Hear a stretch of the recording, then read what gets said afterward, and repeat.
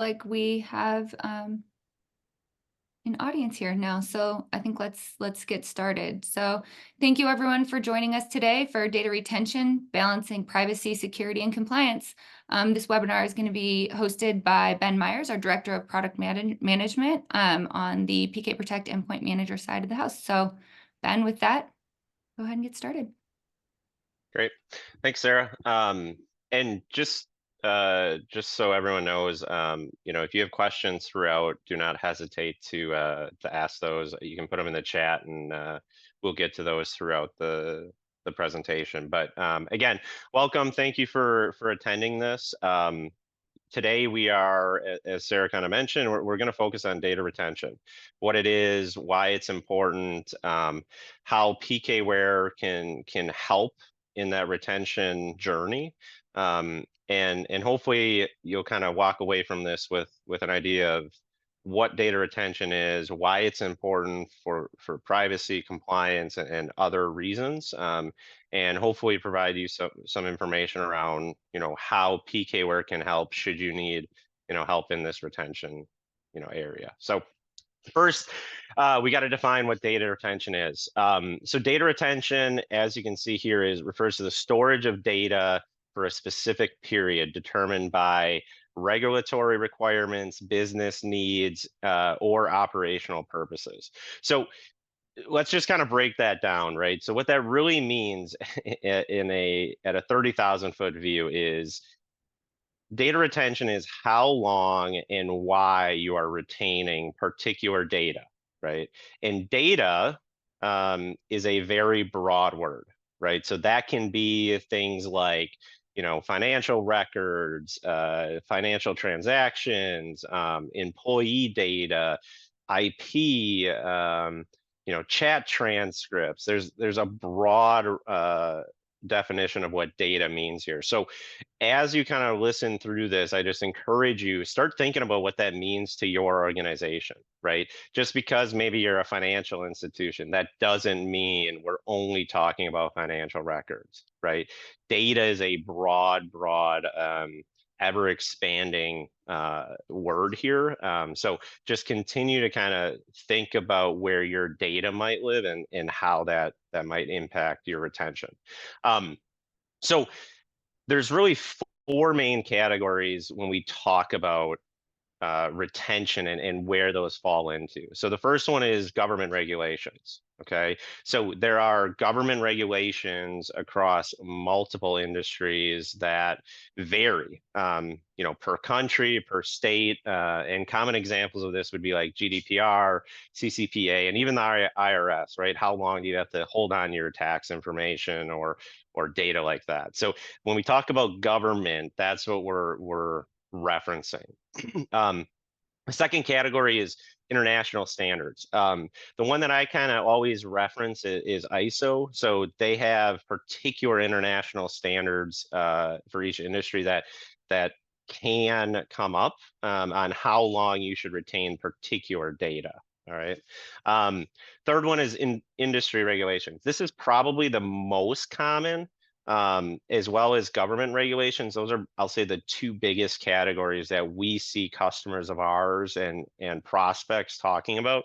And industry regulations are a little different, right, than government regulations, in that it's really your industry experts or panels that are, making those recommendations. So common example, this would be like HIPAA, PCI, DSS, SOX, and there's hundreds of other industry regulations. And most of the time when we talk about those regulations, right, it's really helps you define your retention policy, right? And so there's two parts to this retention policy that is important, right? That you can see in that definition, which is how long, so a specific period of time. And when you go through the regulations, they usually define that. And what data qualifies under those regulations, all right? And then the last one, which is, again, still important, but there's not necessarily a regulation driving that, but it's your own internal policies, right? So these are guidelines that your organization is setting when they talk about how data should be archived and how long it should be kept. All right. So those four typically are the categories when you talk about data retention and where your data, falls into. Okay. So thinking of that as kind of the background of data retention. So let's just talk about why this matters, right? There's data everywhere. Why does retention and these policies really matter to how your business operates, let's say? The biggest one that we always come back to is compliance, right? So proper data retention really ensures that your organization either meets legal, data privacy, or protection obligations, as well as mitigate risk, okay? So let's break that down again into a little more of a discussion around this. So compliance is enormous and important to many organizations because the risk of not following proper privacy or retention policies or compliance regulations means that you are at risk of usually some high fines, right? So if you're audited, if there's a government regulation that comes in and reviews certain things, if you fail that because you don't have retention policies in place, you're going to get fined. And every industry has different fines and regulations around that, like we talked about on the previous slide, but that's a huge aspect as to why data retention is important. All right. And then the last thing that I want to talk about is mitigating risk. All right. So when we talk about what data means and the risk of holding data, it really comes down to what happens if you're breached, right? Let's say, you have 100 petabytes of data sitting somewhere. Maybe it's on a NAS or maybe it's in a cloud, wherever this is, and you get breached, right? You are at risk of losing 100 petabytes of data, right? So a lot of data. We hear about this all the time in the news, right? Daily, weekly, people are getting breached and ransomed or data is leaked, right? Now, why this is important is when you think about that 100 petabytes of data, right? Let's say 50 petabytes of that is older than 20 years, right?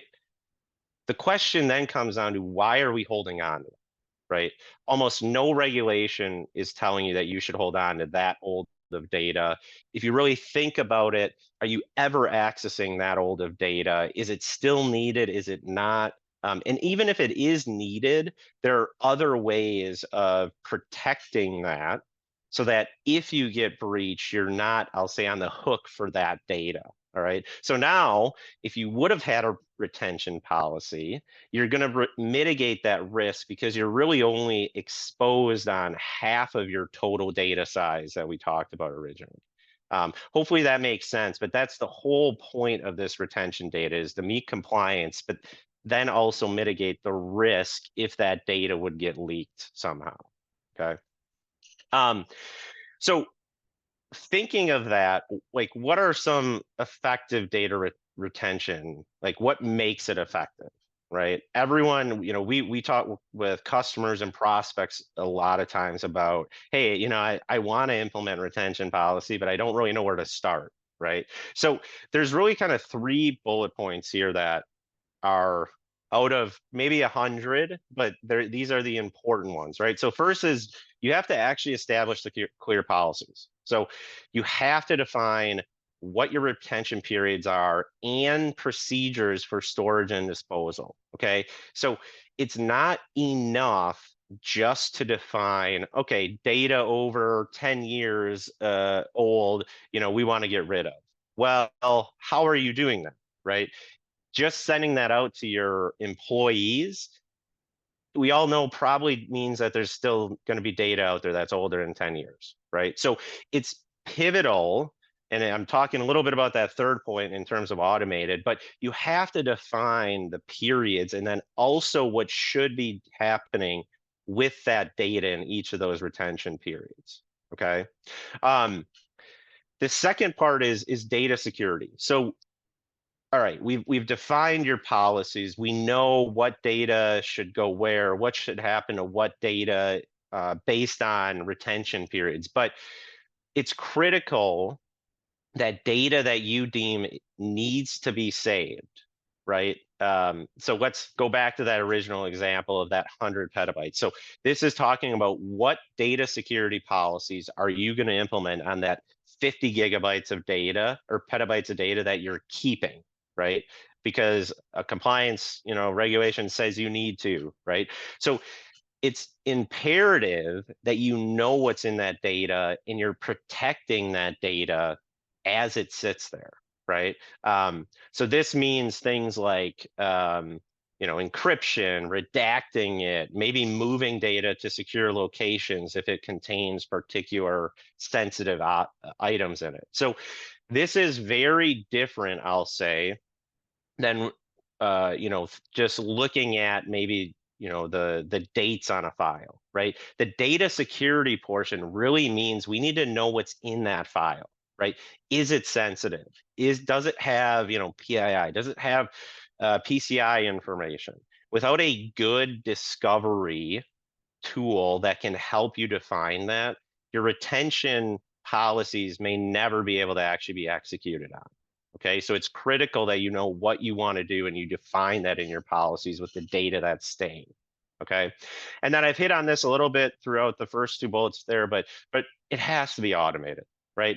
Everyone knows when you send something out and you tell employees, users, partners that, hey, once you're done reading this, got to be deleted, or you shouldn't be holding on to this data, or you shouldn't be downloading sensitive data to your endpoint. We all know that that just doesn't really happen, right?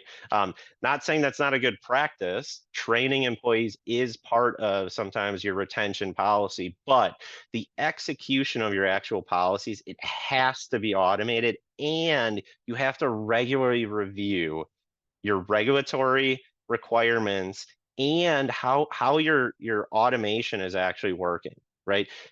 It's of no use if a tool is purchased, the technology is purchased, and it can't actually execute on the policies you defined in that first bullet point, right? So you not only have to define it, but you have to partner with an organization and a technology that aligns with those retention policies and can do the things that you're talking about, right?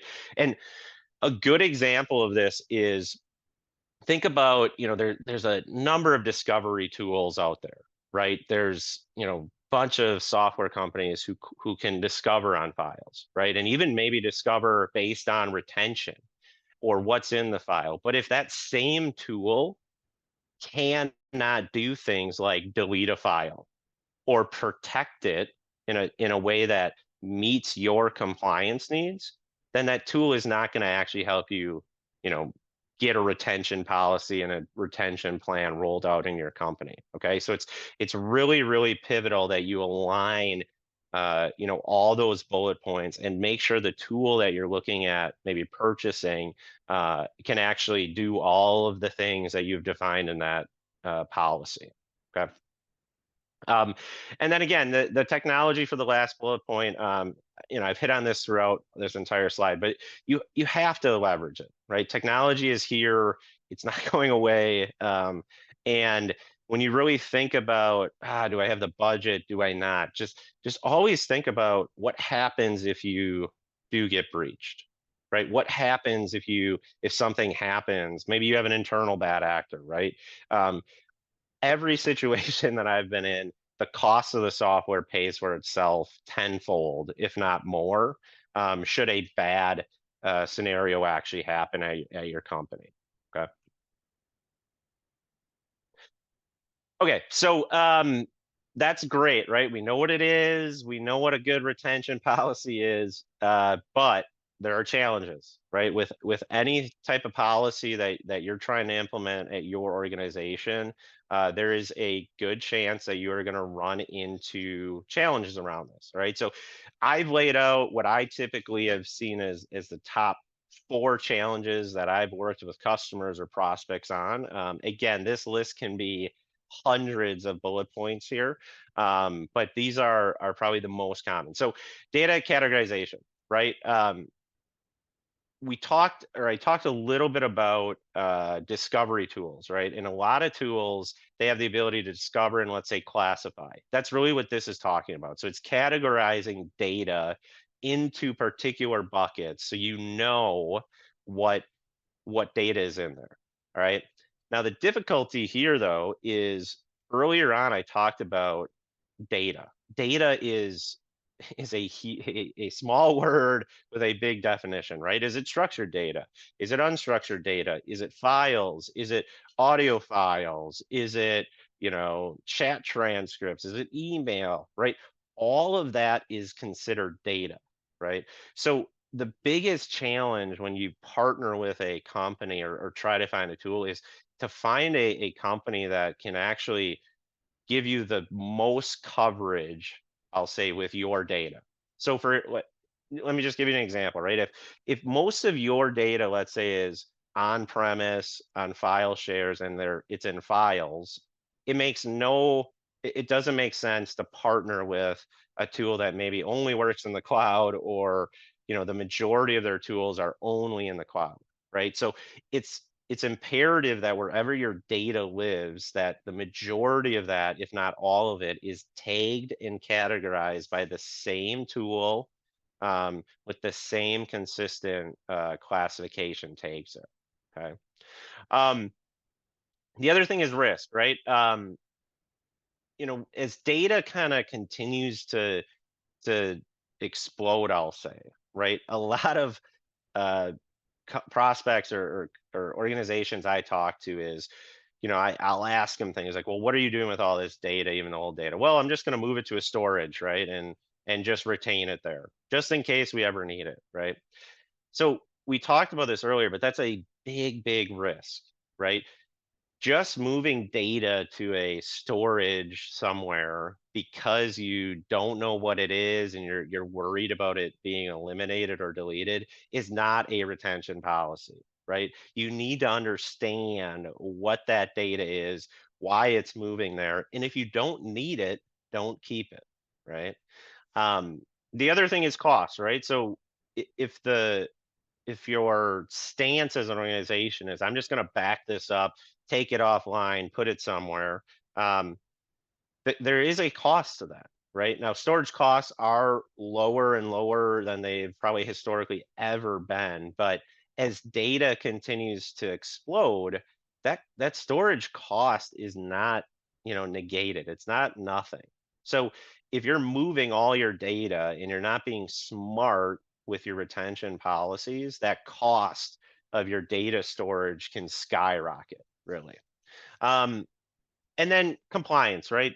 We talked about this in the beginning, and there are hundreds and thousands of different compliance regulations, right? We all know of some of the common ones, but there are sometimes compliance that literally goes down to the county, the state, um, and knowing whether or not you need to meet that compliance need is critical, right? We talk, a lot of our organization we talk to really don't consider that, right? They consider these high level, large, grasping regulations that have been in the news. But when we start really digging into, all right, where's this data come from? Okay, it comes from California. All right, well, have you looked at all their regulations, right, that you now are potentially need to be compliant with?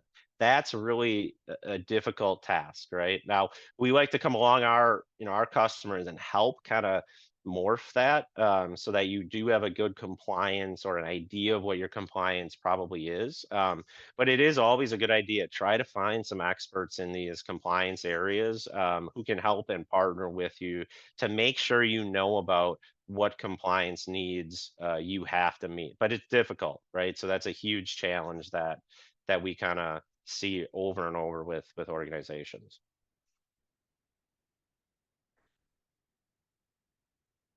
Caitlin, can we? There we go. So I have kind of two slides here yet. I'm going to talk through how PKWARE can help with this and why we're doing this webinar. And then I'm going to do very quick demo to just kind of show you real automation on how this works. So we have in our PK Protect product suite, not only has broad data coverage. So we talked about that earlier, structured, unstructured, on-prem, cloud, but we also allow you to use multiple remediations depending on your needs, right? So why this is so important is, again, I mentioned this earlier, we're partnering with a tool that can tell you what data is old but can't fix it or remediate it. To me is kind of a waste of money, right? Not only will you probably have to buy a second tool to help you remediate, right? And this is a big differentiator for us as a company. We prioritize being able to not only discover what's in that data, so when you talk about files, what's in it, but also provide you a broad ability of remediations. So maybe you want to encrypt particular data before it goes to a storage account. Maybe you want to just classify it for now. Maybe you want to delete it. Maybe you want to move files or data to particular locations, based on your retention periods. So all of this is really possible with our PK Protect product suite, as well as we give you insights into that data, right? So I'll walk through some of this in a little bit, but we allow you to customize and look at different dates. We allow you to understand what users are maybe generating the most or the oldest data. We allow you to see high level how where data falls in particular categories. So when I talk about PK Protect, I just want everyone here to kind of walk away from this session knowing that PKWARE not only can discover and help you find and match those retention periods, but we can actually execute on what I'll say are the most common remediations that I see in retention policies. Okay, so that's where we like to come alongside you. We have plenty of customers and people that we've helped on this journey. So it's not just a new thing we're doing. It's a kind of a tried and true retention policy execution that we've done in the past. Okay. All right, so let's get into a little bit of the demo here. So let me go ahead and share, and I will just kind of walk you through at a very high level. I'll say what PK Protect can do for you. So give me just a second. Okay, so the first thing I'm just going to kind of show you is I'm gonna actually show you more of what we talk about with, I'll say, the automation and what we can do, and then I'll get back to what we call our PEM administrator, PK Protect administrator, and how we can actually set these policies up to automate. Right. So what I just want to show you is I'm going to copy these 5 files in. And I know it's a little small, but essentially we have a couple of files that are last modified in 2020, a couple of them in 2015, and then one that was as recent as 2024. All right. So I can paste these in, and let's think about some common locations, right? Let's just say OneDrive, right? OneDrive is common across organizations, or maybe it's your downloads folder, whatever that might be. But as I paste these in, right, you're actually going to see this automate, right? So what's critical about our software is this isn't like a one-time task. We persistently are able to execute and maintain your retention policies.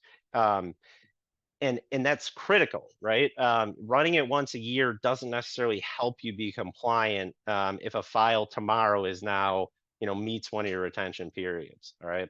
So what this essentially did is, based on this last modified, we did a couple of things, right? These two we left alone, and I'll explain why that is. We deleted one. So this PKWARE IP one, we actually deleted. We actually did what we call a tombstone. So we actually moved another file to a secure location, and then we encrypted it. So that's kind of the automation that that we're talking about and what we showed here. So how do you actually define this, right? So the first thing that we allow you to kind of do is we allow you to use particular objects in here to define dates. So you can use created, last modified, or last access. This can be relative or absolute dates. And you can set these to match your retention policy. All right. So I've created two of them that essentially say from 1 to 5 years or over 5 years with a last modified date. All right. Those might be different for your organization, but that's just what we're showing here. All right. Now, based on those setups, you can actually define different remediations in a single policy on what should happen. All right. So when we talked about the file that was deleted, right, we actually deleted it because it was older than 5 years. All right. So that's the policy I'm doing here. And I'm going to actually just delete that file. All right. The next one, and this is critical because I wanted to explain that we're not just looking at data information. You can actually be very specific to what information you're looking for. So not only am I looking for files that are in between 1 and 5 years that it was modified last, I'm also only interested if it has a credit card in it, right? And if it does, I'm going to go ahead and do that tombstone operation that we talked about. All right. So this is essentially the single policy, and you can have multiple rows here, right? So if your retention policy is 15 different situations in here, we can handle those, right? And that protection policy then just comes in and it actually gets assigned out, I'll say, to a target here, right? These targets, what's critical about it is we actually can use particular parameters. So you're not creating these on a per user basis, right? So this could be across all your, let's say, Windows endpoints. These are the locations that you're going to look for, all right? Now, the last thing that's critical in here is we actually will show you particular information here. So actual concrete information about where those files fell into, but we also provide you out of the box with retention information. Right now, this is a high level, just kind of showing you. I know it was a small example, so 1 and 2 files isn't necessarily what you're going to see here, but you can at least grasp a little bit what we did here, right? We set the policies in our PEM administrator. We executed that policy by not by clicking a button, right? By just modifying or adding files to those locations that we were looking for. And then we reported that information back. So this is kind of the breadth of, I'll say, the PK Protect suite. This is one example on files here, and this same can be on cloud, on-prem, structured, unstructured, different data types here. But hopefully that gives you kind of a high-level idea of where we can come in and actually help define those retention protection policies, which then get executed automatically, which, if you remember, is an important critical part to data retention here. Okay. All right, so I'm going to stop sharing here and ask Caitlin just to share back the presentation here. All right, so that is all I have. I know we're a little short here on time, but hopefully that was informative. We'll kind of give everyone a few minutes to throw in questions and stump me with anything that you might have, but hopefully this was informative for you. Yeah, Ben, we have a few questions that have come in, so I'll start cranking on these if you don't mind. So, the first one, how would you recommend that an organization start to develop their data retention policy when their overarching organization believes that their strategy is pretty tight? Good question. So we do see this a lot, right? It's a trying to find budget or the money to actually justify, hey, we don't have a retention policy, we should be concerned about it. So typically what we help customers do is in the example I showed, we actually did remediations, but another remediation that we actually offer is just reporting what we find back. Okay, so that's usually where I always recommend people to start, is prove people wrong, right? we can do that through a POV. We have a data risk assessment that kind of runs through some of this as well. But the idea here is let's just get out there. If you think there's a problem or know there is, let's target that system, that data. Let's actually get a bunch of information back that we can then help you kind of go back to your executives or your leadership to say, I know we don't necessarily have budget here, but this is a huge concern, and here is the data to actually back that up. So that's typically where I always start when we try to justify this back to leadership. Good Okay, question. great. Okay, so then the second one was, how do you see data retention fitting within the broader context of data cycle management? And how can organizations ensure seamless integration with retention, archiving, and disposal processes? It's All loaded. right, that was It's a loaded very one. specific. So let me try to break this one down. So all right, so I know you said something about data life cycle. So let's just talk a little bit about um I'll say our approach that's a little different than some other software companies out there is we are very data centric. All right. So when we talk about data life cycle and what's happening to that data, we are not just looking at protecting, the exterior of systems, right? We are very interested in understanding what's in that data, what's changed in that data, and applying those policies accordingly, I'll just say. All right. So, what it comes down to, in my opinion, is that you find again that right tool that is data centric because retention is all about data, right? It really is. It's about knowing what's in those files and making sure that that file data, whether it's sensitive or not, aligns with your compliance and regulatory needs, right? But for all of that to work, you have to actually truly understand what's in the data, right? And then the last part I think was talking about some other abilities like archiving or how you disposal of that. Again, it comes back to partnering with the right organization. I've said this probably 10 times. I'm going to say it again, right? Partnering with an organization that can only tell you where old data lives means that you are either going to manually take on a very large task of executing the remediations, i.e., fixing that data, or purchasing a second tool that can then take that data from the discovery tool and execute some type of cleansing process, right? So that's where again we I think fit very well in this space because we're not only worried about the data already, we're very data centric, but we can actually apply the right remediations, whether it's archiving, encrypting, retaining, redacting, classifying, deleting. We can do all those and align with that data life cycle. If that did not answer whoever asked that question, please comment in there because that was a little bit loaded. No, it was great.